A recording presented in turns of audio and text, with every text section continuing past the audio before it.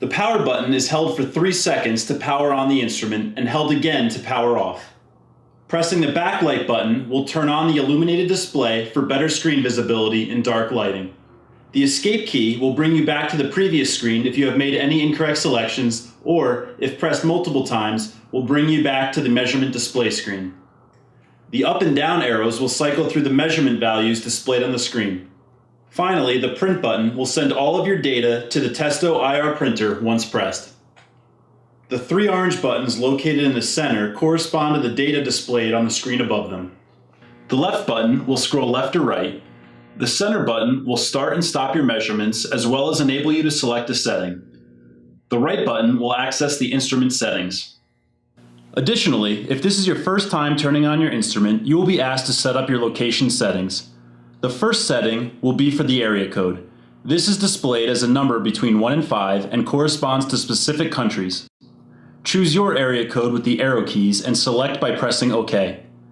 You will then continue to set up the units of measure for pressure and temperature with the arrow keys and confirm each by pressing OK. Repeat this same process to set the time and date. Note that PM and AM displayed as PN and AN due to the 1-digit display. On the topmost section of the display, you will see 4 symbols. These symbols correspond to the 4 different measurement tests that the analyzer can take. You can select these measurements by pressing the left orange button. The black arrow below the icon will indicate which measurement you have selected. There is the standard flue gas test, an ambient CO test, a draft measurement, and a differential pressure measurement. When first turning on your Testo 310 combustion analyzer, you will hear your pump activate and will notice a 30-second countdown displayed on the screen. This is the sensor zeroing feature and will happen every time the instrument is turned on. It is important that whenever this zeroing function is performed, that it is done in fresh air, preferably outside, so that a proper zeroing calibration is achieved. On your flue gas probe, there is a probe cone. This cone allows for the flue gas probe to be properly seated into the flue gas duct. Since the access points may be different sizes from one system to another, the probe cone is stepped up gradually, always ensuring a proper fit. Before starting a test, be sure that you set the correct fuel type for your application. To do this, press the right orange button and scroll through the fuel list with your up and down arrows. You can select natural gas, propane, fuel oil 2, biomass, or wood. When selecting the flue gas test, the measurement values are displayed on 2 lines. However, additional measurement values are calculated simultaneously and can be viewed by the up and down arrows. The up arrow will scroll through the top line's measurements, and the down arrow will scroll through the bottom line's measurements. When you are satisfied with your readings, you can send your measurements to the optional Testo IR printer by pressing the print button.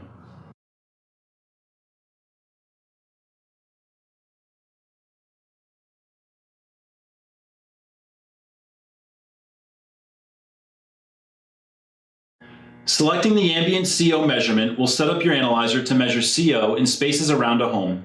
Pressing the center orange button will start and stop this measurement. It is important to note that cigarette smoke will influence the measurement value by more than 50 parts per million. When selecting draft measurement, it is important to start the test with your flue gas probe outside of the flue. You can then start the measurement using the center orange button, and a draft zeroing countdown will appear on screen. Make sure that the probe remains still during this countdown to achieve a proper zeroing. You can stop the measurement by pressing the center orange button again.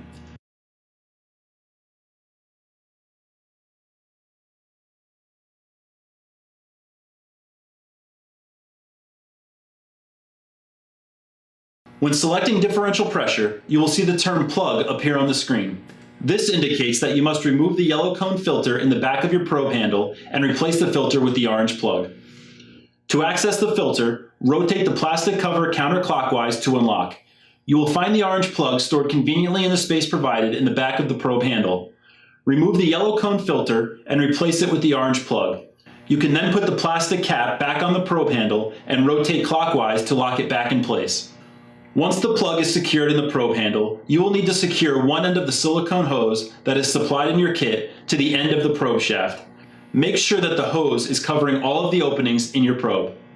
You will then start your measurement with the start-stop selection indicated above the center orange button. The display will begin a countdown to zero the pressure reading.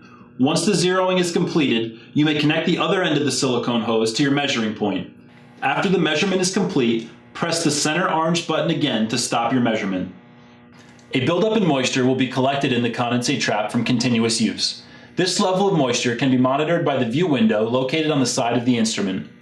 The buildup in condensate can be emptied by pulling the condensate plug located on the top of the instrument and draining the liquid. Never let the moisture level reach the max fill line. Once the condensate trap is emptied, be sure to fully seal the condensate plug. Leaving the plug out or not fully seating the plug will cause air to be pulled into the system and lead to measurement errors.